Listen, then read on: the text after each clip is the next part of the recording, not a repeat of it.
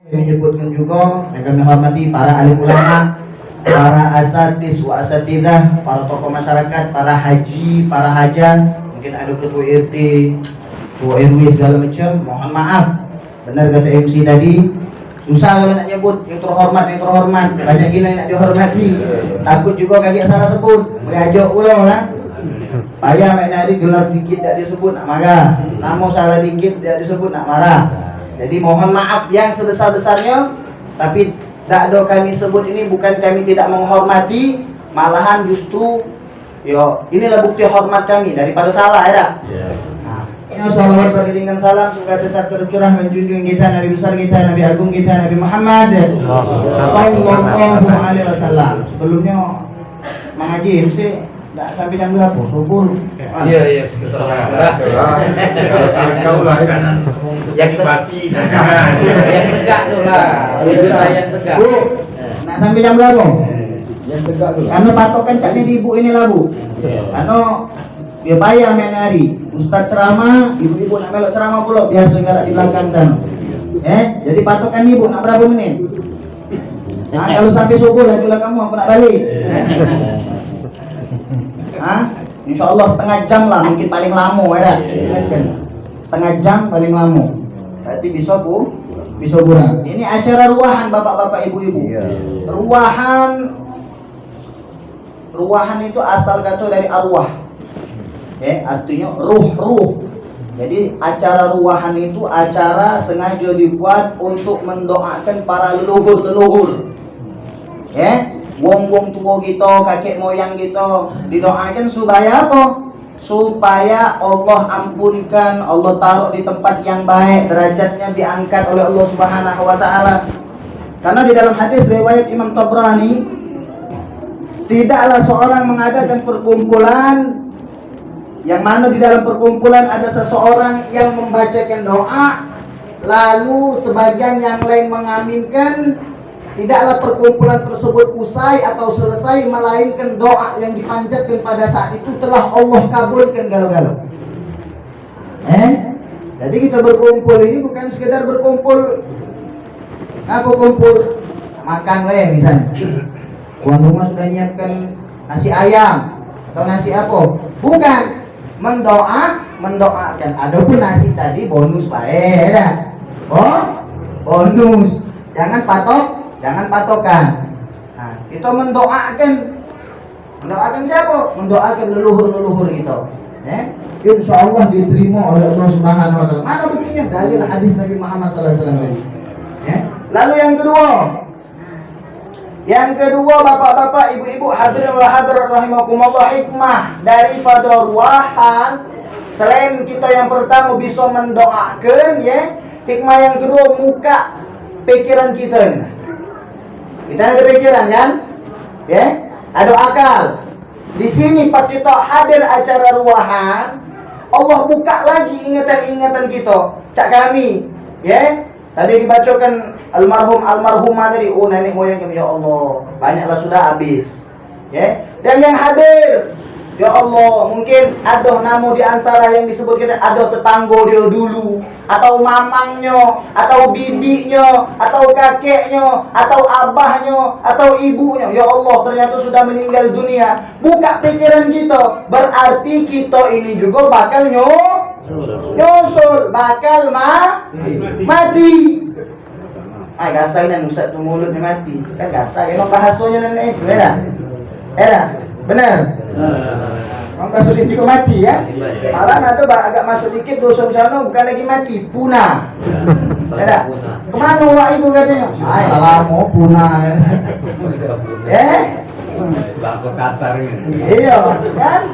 Tapi sesama kita ada apa-apa pakai mau kalimat mati ya dah. Biar lemah, karena sudah biasa. Kalau nak wafat meninggal itu pertama agak belibet mulut ini daripada gak salah sebut. Kalau mati itu masuk kategori sapi dengan ayam. Jadi ini Allah Subhanahu wa taala ngingetkan sama kita. Ngingetkan sama kita, ini wak kau sudah meninggal dunia, wak kau sudah mati, kakek kau cak itu juga, nenek kau cak itu juga. Ingat, kamu bakal nyusul. bakal nyusul. Karena kenapa? Kullu nafsin dha'iqatul maut. Tiap-tiap yang bernyawa mau tak mau pasti mati, pasti meninggal, pasti wafat. Malah kata ulama, sesuatu yang ditunggu atau tak ditunggu dia pasti bakal datang.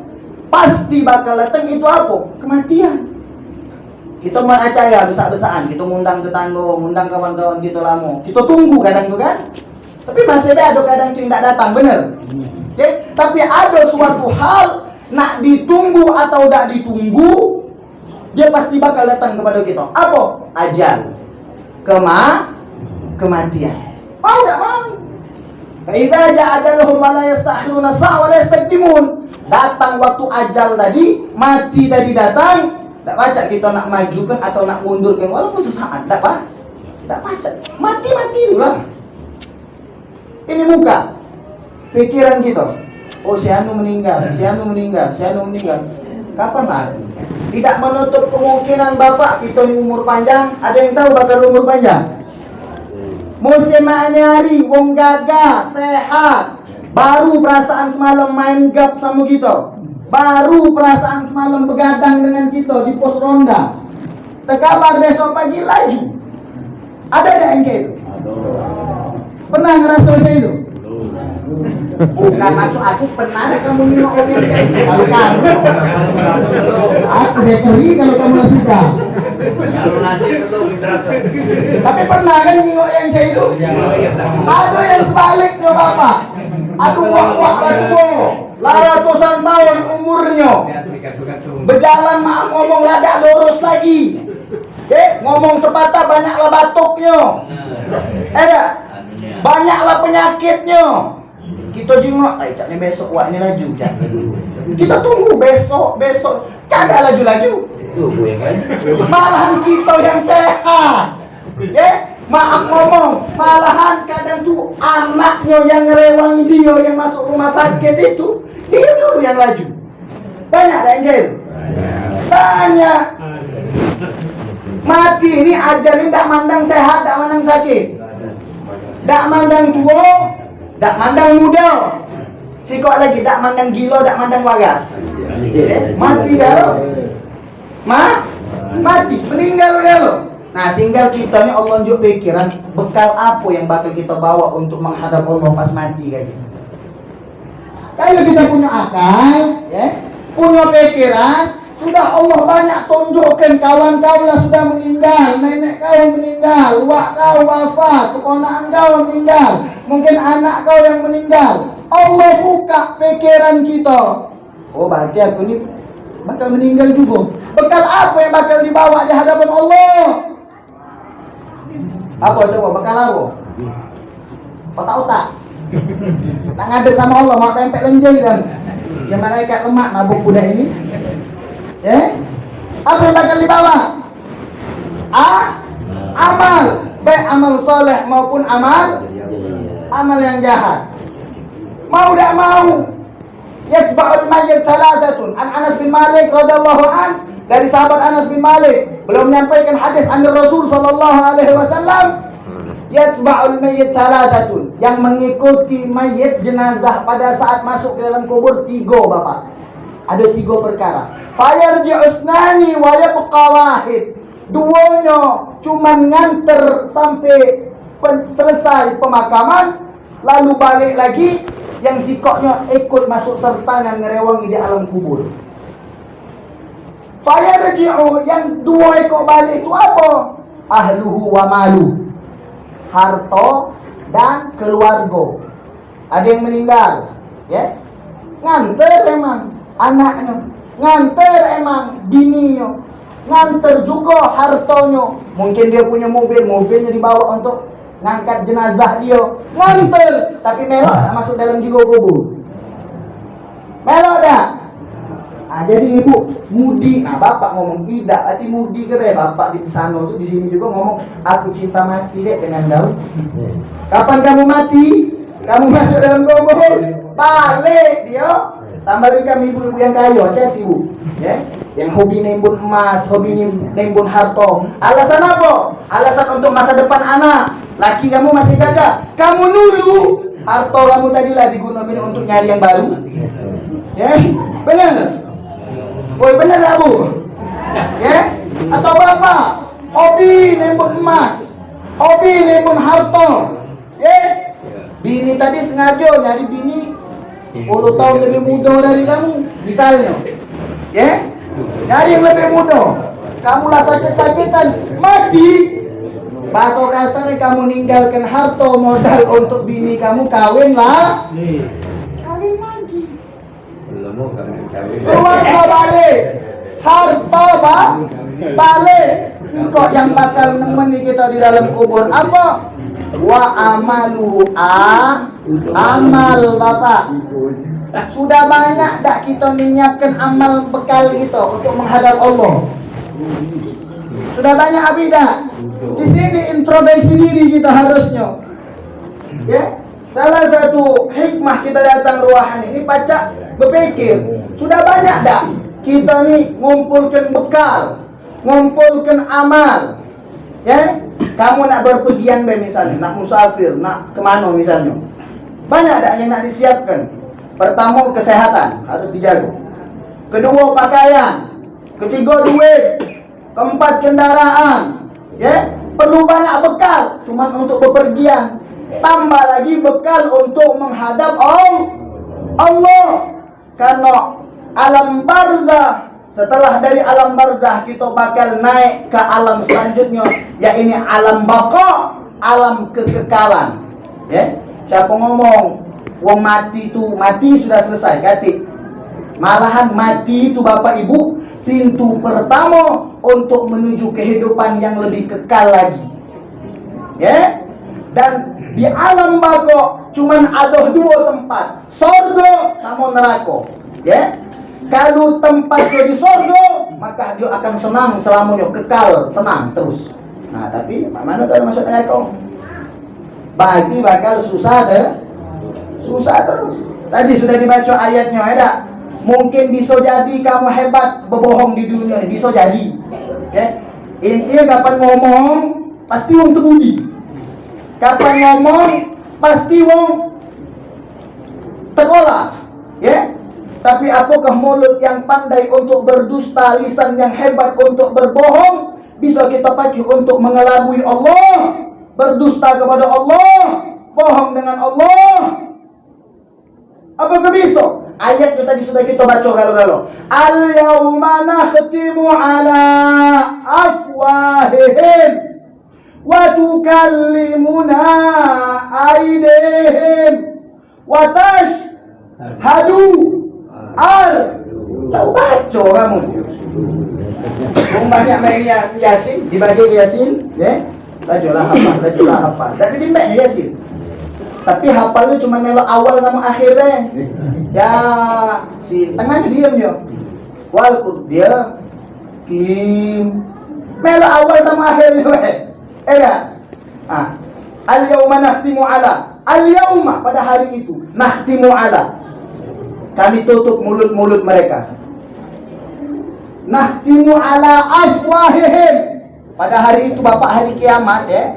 Hari kaget kita dihisab, dihitung amal baik dan amal buruk kita. Pada hari itu kaget nakhtimu ala afwahihim, kata Allah di surah Yasin tadi. Kami bakal tutup mulut-mulut mereka.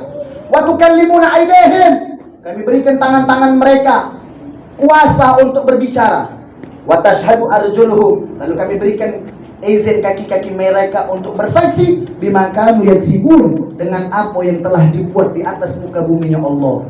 Jadi kira-kira terguna tak mulut yang hebat berbohong di dunia ini? Terguna? Terguna tak? Tidak sedikit pun. Kalau sudah di hadapan Allah tak terguna. Dikunci. Apa yang bakal ngomong? Amalan-amalan kita tadi Bapak Ibu. Amalan-amalan kita tadi yang bakal ngomong di hadapan Allah. Ya? Sholat kita kaget bakal ngomong, puasa kita kaget bakal ngomong, tangan yang kita gunakan untuk ibadah ini kaget bakal ngomong. Hikmah ruahan ini yang kedua apa? Membuka pikiran kita untuk apa? Untuk kita memperbanyak bekal untuk menghadap Allah. Karena kenapa? Kita juga bakal nyusul. Kita juga bakal nyusul Bapak. Lalu yang terakhir apa? Untuk ahli musibah, anak keturunan. Ini kan ruahan. Ada punya cucu, ada punya anak, tidak menutup jalan atau pintu kita untuk berbakti kepada orang tua yang telah meninggal. Ada orang tanya, Ustaz, orang tua aku sudah meninggal, masih bisa tak aku berbakti sama dia? Masih bisa. Bisa. Jangan mentang-mentang orang tua sudah meninggal berarti urusan kita sama dia selesai. Tidak. Masih ada. Idza mata ibnu Adam ingga ta'amaluhu illa min salas. Mati anak cucu Adam, ya orang mati. Tak baca ngomong apa benar? Kalau orang mati misal baca berjalan kiri tak kamu? Lari. Kan? Jangan dua aja pun nama satu lari ya kan? Iya. Dia ngantuk kan. Iya. Masa kita ngantuk, dia mati. Tiba-tiba berjalan. Kejimuan bila atau tiba-tiba makan soto misal. Misal kerinan. Kau mati tak baca ngapa-ngapa. Illa min salas, kecuali 3 perkara yang masih bisa mendatangkan manfaat untuk dia walaupun dia telah meninggal dunia. Pertama apa? Sedekatin jariyah, sedekah yang jariah. Sedekah jariah. Contoh apa? Pada pembangunan masjid, dia nyumbang semen sesat. Ada pembangunan pesantren, nyumbang semen sesat. Ya misalnya kayu, alang kebikin hanya sesat. Tambah lagi ada hadis Nabi Muhammad SAW yang mengatakan, man bana masjidan banallahu lahu baitan fil jannah. Barang siapa yang ikut andil di dalam pembangunan masjidnya Allah, maka Allah akan bangunkan dia baitan fil jannah, rumah di surga. Ada yang tanya, Ustaz, kalau aku nyumbang sikok keramik boleh tak? Pening ego boleh. Dapat tak Ustaz rumah di surga? Dapat, tapi sebesar sikok keramik itulah. Tak boleh ke mana-mana. Tidaklah sikok keramik itu. Tidaklah sikok keramik itu di surga. Alang keberikin hanya pulau. Yang ngomong tadi haji, haja, rumahnya gede. Giliran nyumbang organ tak tanggung-tanggung. Datang, Pak, kita bakal ngadakan organ yang besar-besar. Tepat kau datang sama aku sini. Nah, 1 juta. Nah, 2 juta. Coba misalnya ada Isra Mi'raj masjid, Maulid Nabi datang. Datang pengurus pengurus PHBI datang ke rumah. Assalamualaikum. Diinti misalnya. Minta sumbangan masjid ini. Cak katik ngomong pula dengan anak. Nak, juk tahu itu emak lagi pergi. Anaknya kecil kan ada pacak mudi ke ngedek-ngedek. Datang ke depan nemi Wak Haji tadi. Wak Haji kata mamak tak katik pergi. Kata mamak tak katik pergi. Wak Haji ni tadi tak ada buyan. Wak Haji sudah. Pinter. Dengan kata-kata budak tadi lah tahu mak tu ada di rumah ya. Kata maknya lagi pergi.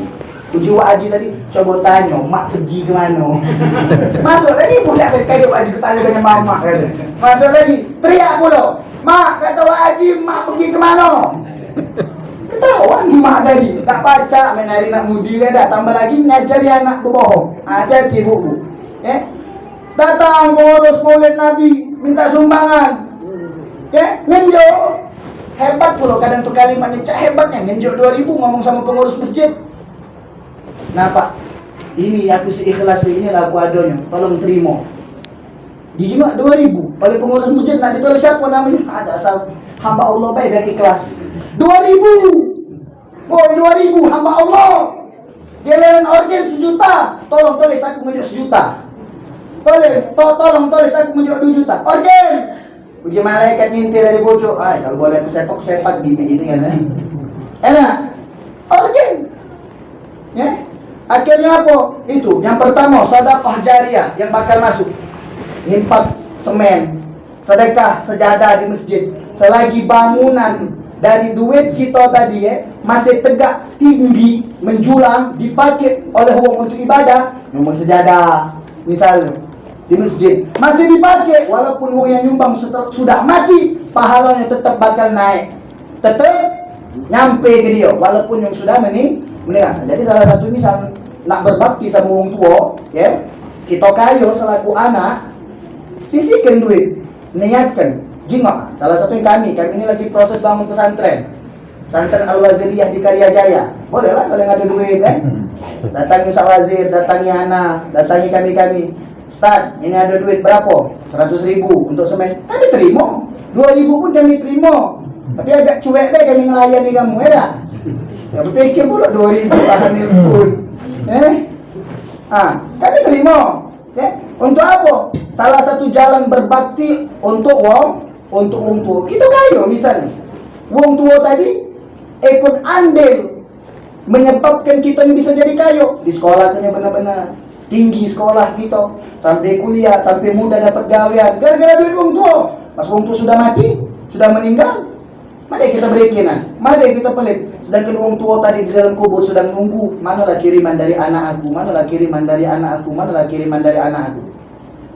Lalu yang kedua, ilmu yang tafa'u bih, ilmu yang manfaat. Aku misalnya, lagi sekarang ini ceramah ngajari kamu, ilmu yang ku ceramah kini kamu pakai, ngajarkan ke anak kamu. Balik, anak kamu tadi ngajarkan ke cucu. Walaupun misalnya aku sudah mati, meninggal, tapi ilmu aku tadi masih dipakai, maka tetap bakal nyampe pahala ke aku.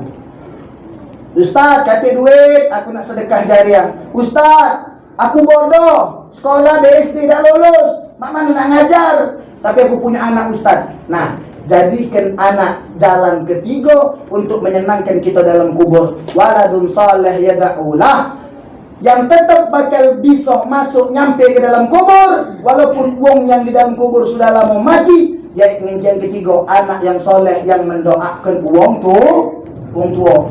Ya Allah, ampunkan wong tuaku di dalam kubur masuk si kok cahaya. Ini hadiah doa dari anak kau. Ini hadiah doa dari anak kau. Ini hadiah doa dari. Karena itu bapak-bapak, ibu-ibu, bebas kamu kepengen jadikan apa anak kamu. Anak kamu kepengen jadi polisi, terserah. Anak kamu kepengen jadi tentara, terserah. Anak kamu pengen jadi KPK, DPRD, DPRI, DPR RI, atau lebih tinggi presiden, terserah. Kata yang melarang. Tapi ingat, waktu kecil harus diperhatikan dulu ilmu agamanya. Harus diperhatikan terlebih dahulu ilmu tentang mengenal Allah dan Rasulnya. Sehingga besar kaget pada saat dia menjadi polisi yang bertakwa dengan Allah. Pada saat dia menjadi tentara yang bertakwa beriman kepada Allah. Pada saat menjadi anggota dewan, DPRD, DPR RI, menjadi DPR, menjadi anggota dewan yang taat bertakwa kepada Allah. Sehingga apa yang ditandatanganinya, apa yang disepakatinya, apa yang dijadikan undang-undang bisa menyenangkan hati kita, manfaat untuk kita, dan membuat ladang pahala untuk diri dia. Terserah, jangan larang. Tak perlu kamu kalau punya anak nak jadi ustaz galau. Kalau jadi ustaz galau, siapa pula nak ngundang buntu tambah ustaz, ya? Nak jadi polisi terserah, nak jadi tentara terserah. Tapi ingat, tetap harus diperhatikan. Kalau kenapa bapak ibu, apakah perlu pistol polisi anak kamu di dalam kubur kamu kayak? Perlu. Mak aku mau misalnya anak ibu yang jadi polisi, mak aku tak pacak nganjuk apa-apa, nak berdoa tak pacak tolong bawa ke pistol. Kalau malaikat nanya, tolong ke baik. Saya itu apa calon? Tidak. Atau tentara, atau pejabat banyak duit. Mak, aku sayang sama kau, tapi aku tak pacak berdoa mak. Nah duit skoperin coba sogok ke malaikat. Berlaku tak duit kamu di malaikat? La ya'sunallaha ma'amarahum wa yaf'aluna ma yu'marun. Sifat malaikat itu tak bakal maksiat sama Allah, taat sama Allah. Kapan uji malaikat? Sepak kenyanya. Jenggot di malaikat, jenggot kenyanya. Barulah nak nyogok, baru nak nyodor ke duit. Lapuk tabuknya malaikat. Oleh karena itu selaku anak, wong tua sudah meninggal dunia, masih ada kewajiban untuk berbakti. Paling tidak doakan wong tua. Ini peranan wong tua penting. Jadi anak dari kecil biasakan. Nak, sudah sholat sini melok bapak sholat. Ingat, sudah sholat paling tidak kau baca doa Rabbil firli warhamni, Rabbil firli wali walidayya warhamhuma kama rabbayani shaghira. Rabbil firli, ya Allah Tuhanku, wali walidayya, ampunkan aku dan kedua orang tuaku. Warhamhuma, sayangilah mereka berdua. Kama rabbayani shaghira, sebagaimana mereka menyayangiku waktu aku kecil. Diajarkan, dididik anak. Jadi pada saat kita kacik lagi, tetap ilmu yang kita ajarkan dengan anak ini tetap dipakai. Kita didoakan terus Sehingga apa? Semakin terang kuburan kita, semakin terang kuburan kita karena doa dari anak-anak kita. Bapak-bapak, ibu-ibu, hadirin rahimakumullah. Pantun-pantun kiai lamo kacang panjang campur gulo. Kapan ustaz ceramah panjang banyak wong ngato ustaz gilo. Daripada kamu kata ustaz gilo ada.